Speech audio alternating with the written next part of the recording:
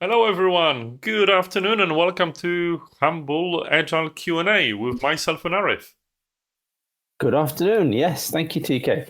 Another Q&A session. I'm looking forward to it. We had a really good time last time, didn't we, TK? I think we We had did, some we did. great I've questions, just great noticed that discussions. I'm not configured to see the comments, so Arif, you'll have Ah, to help me yes, with reading the no questions problem. from the audience. But We'll do. yes, we had a great time last time, and we had some questions sent to us, which is amazing. So today we'll be answering them. But if you see some amazing questions like that you would like to, ask, Ask us. feel free to put them Yeah, in the chat, and put them Arif in the will chat. communicate with me. Hopefully, we'll Yeah. commune. Yeah. So And so let's start with our. Yeah, go ahead, Arif. just quickly, obviously, if when we're talking, Mm. you think of another question off the back of any answer we're giving or Yes, discussion we're having, then obviously put that in. So even if it's a new question, it's all good. it's all good, right? So back to So you, without TK. further ado, let's go to our first question, which is all about the Scrum Masters, the wonderful Scrum Masters, and how many teams should a Scrum Master have? Or some people would say, how many teams should a Scrum Master scrum? That's a good one, isn't it? That's A a very good popular one. one. I like that one. I like that one. Sorry, I need to apologize to our viewers. I have a bit of a cold, so if I'm a bit sniffly, sound funny, I'm very sorry. I will try At to least you're not mute virtually myself. contagious. Yeah, exactly. You won't catch it online. And if you're joining us, please hello to us. Excuse me. Say hello in the comments. Tell us where you're from, where you're tuning in from. We're here in reasonable London weather today, so it'll Yeah. be lovely to know where you're joining us from. Um, Back to this question. So I think we should just very briefly, I suppose, explain to our viewers, Scrum Masters, what are they? Should we do that? I mean, if you're working in a agile environment already and you're using Scrum as a method, then this is probably familiar to you. Mhm. If you're not, then Scrum is a very popular framework out there that supposed to use agile values and principles as a basis, and many organizations do use it. And there is a particular role called a Scrum Master, whose responsibility is to promote, coach, and support the use of Scrum Mhm. with those teams who are applying agile values and principles, right, TK? So, Yes, indeed. yeah, The name master is a bit. yes, It can have challenging. some connotations, right? We try to call these wonderful people team facilitators, but I tend to say, look, it's called a master the same way as you've got a master of a ceremony or a toastmaster. So someone Ah, that yes. makes sure that the processes are followed. And hello to our wonderful viewers, Goodenough and Chindi. Lovely to see Gaurav, you, yeah. and from wonderful places, and Sabina. So what Thank about you, the everyone. question, Arif? It's like you've got this master of the ceremony, but Yes. how many ceremonies can they handle at once? I mean, so if the purpose of this role is to coach and guide and support a team in their use of agile values, principles, Mhm. and maybe Scrum, I mean, there's a degree of context switching if they're going to be supporting more than one team, right? And so the question really is how much context switching can you handle, and it will also depend on the kind of level of experience those teams Mhm. have with applying Scrum or Agile values and principles, right? So there's a number of factors to be considered. I'm not gonna. I don't know if I can say, yeah, oh, it should only ever be one team, or it should only ever be two teams, or it should only ever be three teams. I mean, okay, yes, as you increase the number, then the context switching increases. Mhm. You don't That's true. forget, if you're a Scrum Master, then one of the responsibilities you have, according to the Scrum Guide, is to ensure certain activities take place, right? Whether it's a sprint review, planning session, stand up, not necessarily your responsibility to lead them, but you need to ensure they happen, right? So now, if you've got multiple teams you're working with, that's multiple events happening at the same time. Usually, How are unfortunately, you yeah. yeah, how are you going to spread yourself around? That's the. What do you think, TK? How would Well, you do that?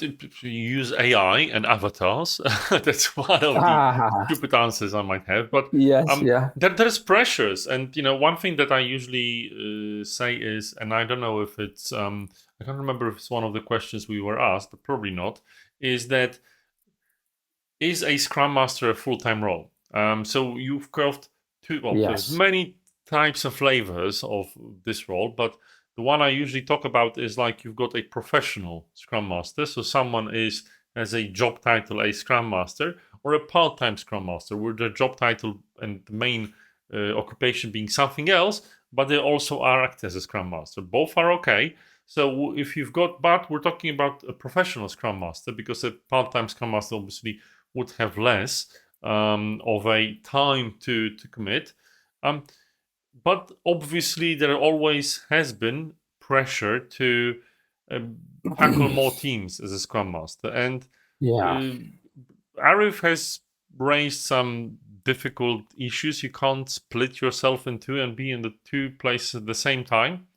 Yes. So I personally say that the most common answer I've heard and seems to be a sort of a consensus is 3. It's a Okay. difficult Yeah. thing to use a number Well. because, like, oh, that's an arbitrary number. Why not 2? Why not 5? Right? But I thought that in terms of mental capacity of people, and I'm talking about a Yes. full-time, experienced and talented Scrum Master, they should be able to swing it. And as a leader in an organization, as long as these teams are reasonable and working, I mean, not in the early stages, I should be okay asking for that. Have we got time? I can share an anecdote of my own, and Go that ahead. might help our viewers. So I was asked to help set up, create a number of teams to work on a large project Mhm. that hadn't gone very well, and they wanted to use Scrum effectively. And plus Agile ways, obviously with Agile ways of working underneath that. So I helped them with getting one, then two teams up and running. And then they said, well, we need a third team now because the scope of Mhm. work is a bit broader. There's some other work going on here in this different area, blah, blah, blah. Can you also take on a third team? I must say, I found it mentally challenging and exhausting to then have to context switch 3 times or 3 teams. The only way I was able to do it was because the first team had Mm. already had a couple of months of experience by that point. I was able to then enlist some support from within the team.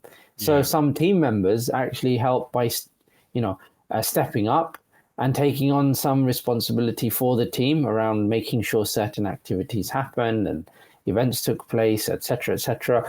I would then be there coaching, stepping in, guiding, mentoring when I could. And I could give a bit more attention to those other 2 teams who needed more support because they were newer. So that's Absolutely. my experience. I don't think I would. I think it would have been impossible if I took on any further teams than that. Yeah, I If think I'm that might be a lot, and this also goes back to the role of a Scrum Master and the difference between a Scrum Master and Agile coach. We had a question in our yes, previous Q&A session. You might want to go back on our Humble Associates profile and look at it. But the thing is, we have a whole episode of our Agile 101 show next Tuesday dedicated to it. So you might as well come in humble.associates/Agile 101 or just find it on our LinkedIn profile and there will be a longer, in-depth discussion about this. So you might want to have a look. All right, so I'll move on to the next question, which is all about again roles. So there's another role in Scrum, a product owner. So the person that takes care of and manages and brings the what's called a backlog, so a list of stuff that a team is supposed to achieve. And yeah, should a team have one or maybe multiple of these? Like, the in terms of Scrum and general agility, the prescription is you should have one. But what happens if you have multiple, Arif? What's yeah. going on there? No, I don't think it. So this is an interesting. I mean, Mm, if you have a team working, what you typically find is in a digital world, if you're working on digital products anyway, if that's where this question is coming from, you typically find there's multiple teams working on a single digital product. mhm, You might find one team dedicated to one area of the product, a certain set of features, etc. It's very rare you'll find one team looking after an entire product. So that's the first thing. As a result of that, what you then find is that those teams have their own kind of product person per team Mm. who's then looking after subsets of that product. And there may be a chief product officer or some uh, head of product who owns and is responsible for the entire product itself. But the typically the product itself will be divided up in such a way that various product managers, will take care of certain. So I've worked in an organization where you had a product manager who was responsible for example, onboarding. Mm. Right, this was their responsibility for ensuring that there was a end-to-end workflow that worked, and there was a great experience for customers who are onboarding onto the product, signing up, subscribing, etc. There was others who were more responsible for the in-life use of the product, Mm-hmm. right, etc. So that's typically what I found, and in those cases, you'll have one person assigned to those areas, and then a team supporting them. It's very rare. I've never seen it work, or I'm not aware of where a sub area of a product will have multiple product managers looking after that. But there That is a would be possible very different messy, situation here, Arif, right? Imagine a possible. situation when you've got a marketing team dealing with social media. So you've got Yeah, a social media a leader of a team, like doing plannings. You've got a person doing copy. You've got a person doing graphics. You've got a person doing motion design. You've got a person doing filming and so on UI and or editing, something. right? Yeah, So you've yeah, got yeah, like a team of 5 doing this kind of social media stuff, and yeah, you would imagine that various areas of the business, as in, the recruitment team might want some ads, the product team want their products out there, yeah. you've got PR, you've got on all sorts of communication. So various people would come to this team and request stuff being done, request different Mm, campaigns, right? So yeah, yeah, in this situation, yeah, I can definitely see agility being applied, and yet there's different stakeholders coming to the team asking for help, yeah. because the one team like this is enough for a certain size company. Um, Mm, so in this case, who's the product owner? Is the product owner the HR person basically in charge of the campaign, or is the product owner the leader of the team basically prioritizing the requests? yeah, that's a good point. That's a very nuanced case, isn't it? Well, and yet a very That's a common very one. One would say that well, it's in a any very company there's various kinds of these kinds of departments or small teams doing some specific thing.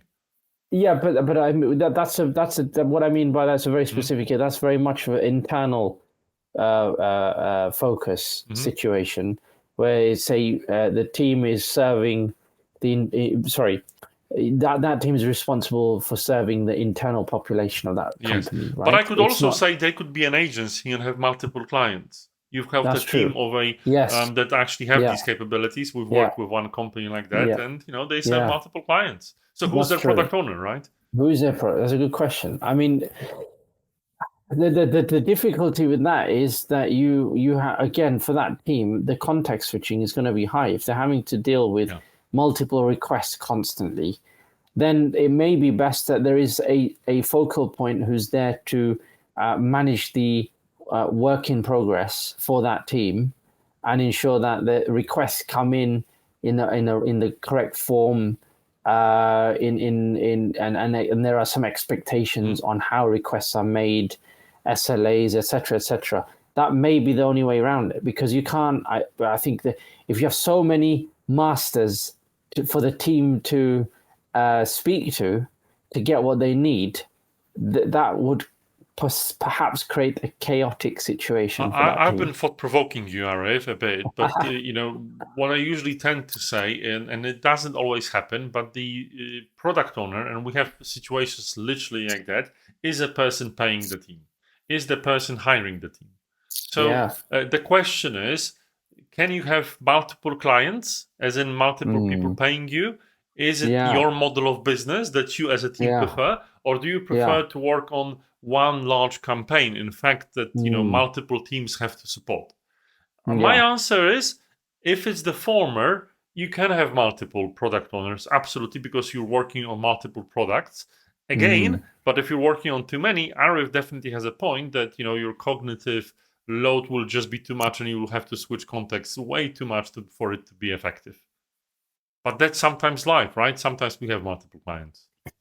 We have a question from Gaurav, Oh yes, which is related to this point, yes. Around product owners, but not entirely. His question is, can product owners add features between the sprint? It's a very Scrum specific question, Yes, I just pasted it. but fair enough. Let's discuss that.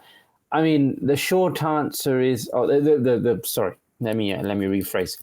The Scrum guide's answer would be no. Once a sprint starts, then the backlog is locked in. The sprint backlog is locked in, and work can't be changed until the end of the sprint. Right? That's the by the book response from Scrum. Is But that you can right, actually, TK? yes, absolutely. But you can actually also read the question differently, as in, if the team is in sprint, can the product backlog change? And it absolutely can.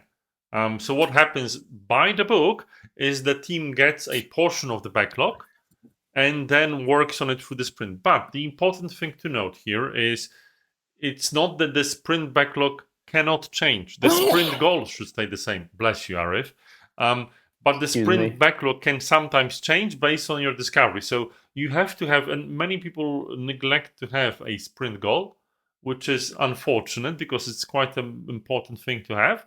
And the sprint goal should remain the same unless you want to cancel the sprint, which is another thing altogether. So the Scrum is designed to protect the team from changes within these 2-week periods. If there's too much change, there's so much disruption, not much gets done. Arif, go. I wanted to just offer up something slightly different. Excuse me.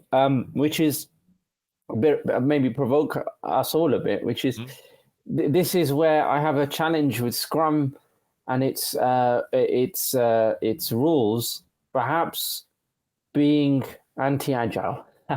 So what I mean by that is, if we agree that the agile values and principles are come from the premise that we respond to change over following a plan, right? If that's the corporate value that we adhere to, right, then in my view that trumps everything else. Now, if you're working in a team in a sprint where the work you're doing has resulted in some feedback in whatever mechanism that feedback arrives to you, that says, right, we are not able to serve the customer's needs or the people who we're delivering value to. We're not able to serve their needs in the right way through the work we're doing. Then the question is, what change are you going to take? Sorry, what change will happen? What is the change you're going to make in order to ensure that you're going to meet the need again? That's the first thing I'd look at, and then have the conversation in your own context as team is what change can we make right now? What are we willing to do, and what's the cost of that? Are we okay with doing it? What happens if we don't do it? Have all of that conversation, right? And think of it from principle first, not the rule first, but principle first. That would be my That's offer. quite brilliant, Arif. And I agree with you that, this is a compromise on a principle, but also because reading the Scrum guide and applying Scrum, if you're an intelligent person that our wonderful viewers and we all are, you can clearly see the need that is met by Scrum and why was it designed this way. At least I can clearly see the fact that Scrum was designed to counteract the one small IT team being ripped apart by multiple stakeholders constantly wanting stuff. And this is why they appointed a single product owner, a single protected team for like a sprint time. But on the other hand, like as you say, Arif, the world has changed since they invented Scrum. Our process of software delivery or value delivery is sometimes very rapid. You can really develop value rapidly now. You've got all kinds of tools, AI, and so on, and it's only going to get faster. So one would say, does it serve the purpose? Possibly does, but the world has changed and it was developed again. This is what I say about all models. It's someone else's solution for someone else's problem. And if you really believe in, as Arif said, in the foundational values, you will know what to do. right? As long as you know, understand where the book comes from and how to apply it, you can modify it. Again, the inventors of Scrum would say, don't call it Scrum. I will say, I don't care what you call it, as long as it works for you. That's my line for you there. But thank you for the question. Keep them coming. We will intercept them and answer them and paste them here. But for now, we have our planned third question, which is like, how does Agile deal with dependencies? The famous D word, isn't it? Right? Dependencies. It's a nasty word, like a resource, isn't it? Yeah, it's a very technical one. This one, isn't it? Yes. I mean, we have another question. We'll come back to that one, I suppose. Yes, which I can't see. But How does Agile? So this is the problem. People say, "Well, Agile can't handle dependencies. It doesn't talk about it. It doesn't mention it." Okay, fine. Yes, we find the word dependencies in the values and principles. You won't find it, right? Okay, but we have to read between the lines. So I think, what principles can we draw from, or what values can we draw from? Excuse me, draw from. And for me, one of the things around, early and continuous delivery of some working product, prototype, whatever value it is, right, is the only way you're going to smash through these challenges around risks and dependencies. Okay, if you leave the feedback later into your process, right, then it's going to be harder for you to then deal with these so-called dependencies and risks. The whole premise of agility is to uncover those dependencies and risks early doors, as early as possible. So get something working, get something delivered in whatever form or structure. So the sooner you do that, the quicker you'll be able to then uncover what those dependencies and risks are, and then you'll find your own pattern and process for dealing with them. Whether you ignore them, you bake them into your process, or you need to engage external help, whatever it is, do it at the beginning or as early as possible. The longer you leave it, the later you then decide to action it, the riskier it obviously will be for you, and you may not get to the outcome you're looking for. That's why I would say it's a TK. good point, Arif, and I think you're completely right. I'll give you two answers for that. Is one, okay, you might find the first answer strange, which is, I will reflect the question, which is asking how Agile deals with dependencies. It's maybe not the best question, because it's like asking how Agile deals with global warming. What does one have to do with the other? And this is from the point of view of a person thinking about agility as a set of principles and values. Now, the problem is when you're thinking about that agility equals Scrum. And the question starts being, how does Scrum deal with dependencies? Which for many people is, how does Agile deal with dependencies? So getting back to my first answer, it's really not a problem, because agility promotes collaboration. Just figure it out, collaborate. Agility doesn't, as a set of values and principles, doesn't deal with that, because it doesn't have to. But it's not a satisfying answer. You want to know how the agile practice of Scrum deals with dependencies. So let's talk about that, right? Again, Scrum wasn't designed to deal with dependencies. It's not a part of the, it was designed for a specific situation of one team being ripped apart by multiple stakeholders and they couldn't focus, and this is how it happened.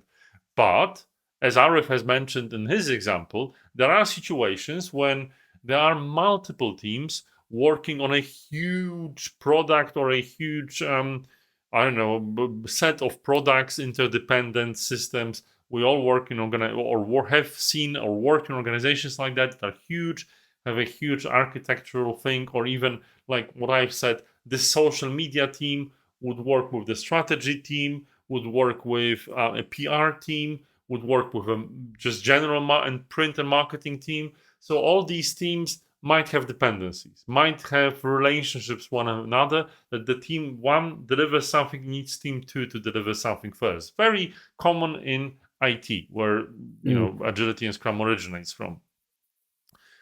And there is no answer in the founding documents, but I've got two ways of dealing with dependencies that I've nicked off another consultancy, and I've used them ever since because they have a great analogy to them. So you've got, So yes, go ahead, Arif, before I I'm go just and give you looking the at, answer.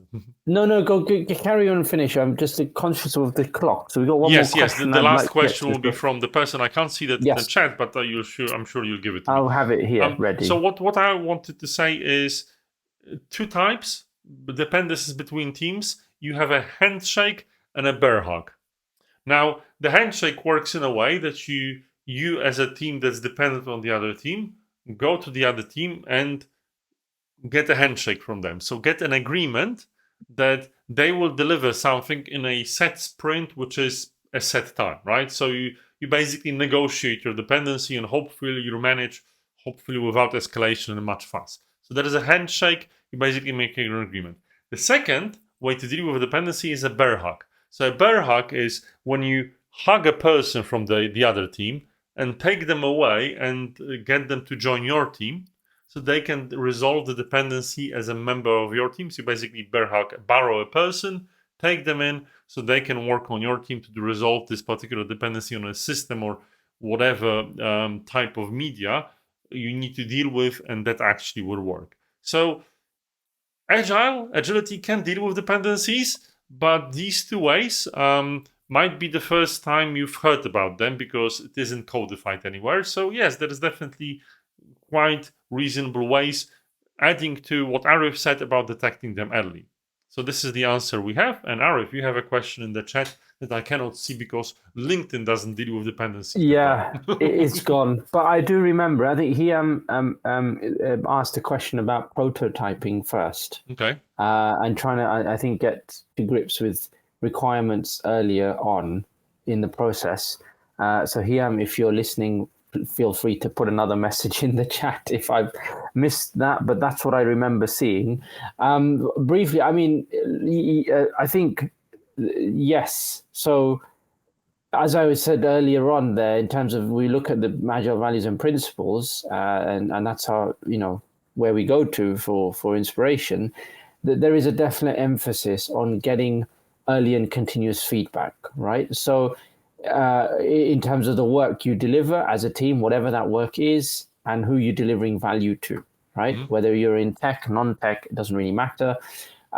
There is a strong emphasis on early and continuous feedback. So I would just say prototyping is excellent as a mechanism for getting early feedback because it gives you some insight into what whoever is consuming your work, whoever they are, whoever is consuming the value, whoever you're delivering value to, it's a great way for them to get early sight of what you're delivering, provide feedback to you, and then you can have an opportunity to adjust, iterate, evolve it so that you can meet their needs. So Yeah, yes, and I think this big is thumbs an up to interesting prototyping. question because, again, I'll use a TK analogy.